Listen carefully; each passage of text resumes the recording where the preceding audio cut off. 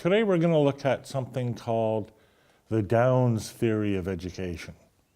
Probably shouldn't call it that. It's not really a theory, not in the full-blown sense of a theory. And it's not even something that Downs came up with. It's something that's been known for many years, many generations, and forms the core of learning practice over the centuries. Here it is.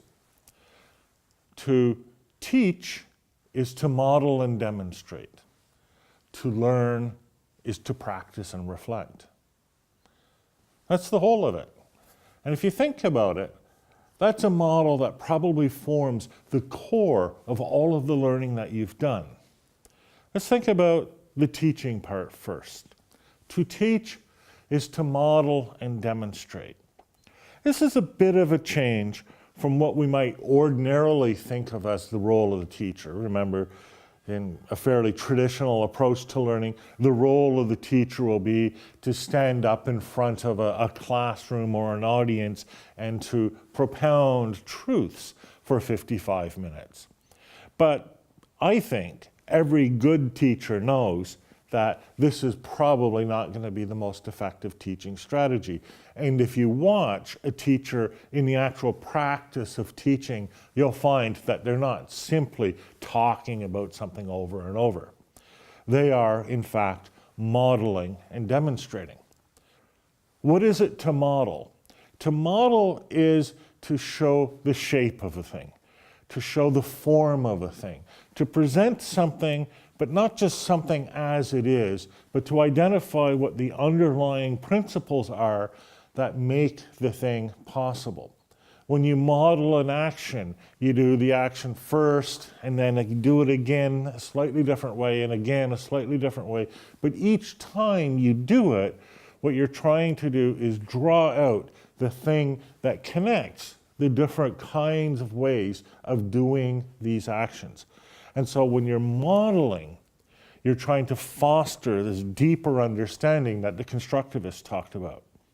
And then to demonstrate. What is it to demonstrate? Good instructors know that they have to do more than just show what they're doing. They have to actually put their hands onto the tool, the device, whatever it is, and model and practice this thing that they want the person to learn. If, for example, the professor is teaching mathematics, the professor will not just explain the mathematical principle, the professor will put up some problems and then solve the problems on the board, showing the thinking process as they're going along. If they're doing something like automotive mechanics, they'll actually get a broken motor, sit there, diagnose what the problem is, making it clear to the student what the thinking process is, and then show how they're fixing the engine.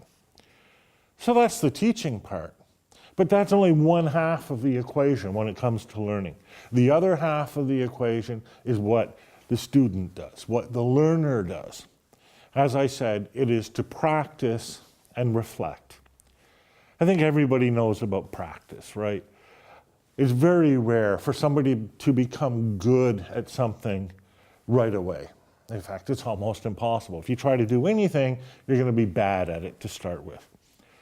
But, after a number of repetitions, you begin to be good at it.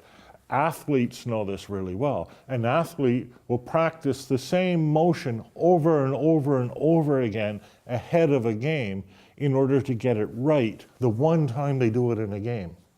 Actors know this. They practice and rehearse their lines. The same sort of thing happens in science, where people practice the basic activities that you undertake in a laboratory. All kinds of learning requires practice because learning isn't something that simply settles in right away. It's something that has to grow and develop over time. But practice alone is not enough. The second part of being a learner is reflecting. Reflecting is thinking back on the practice, thinking what was successful and what was less successful.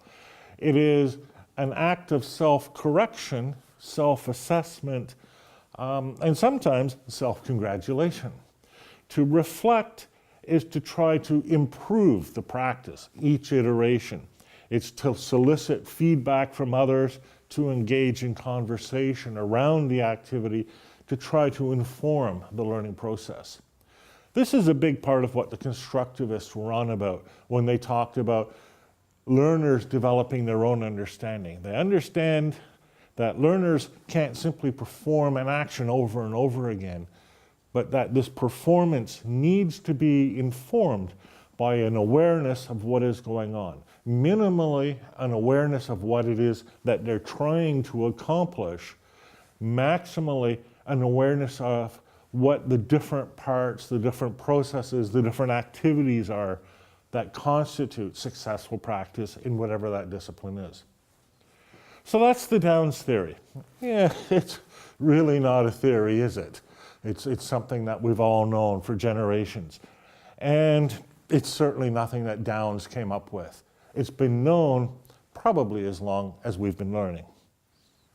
I'll see you next time.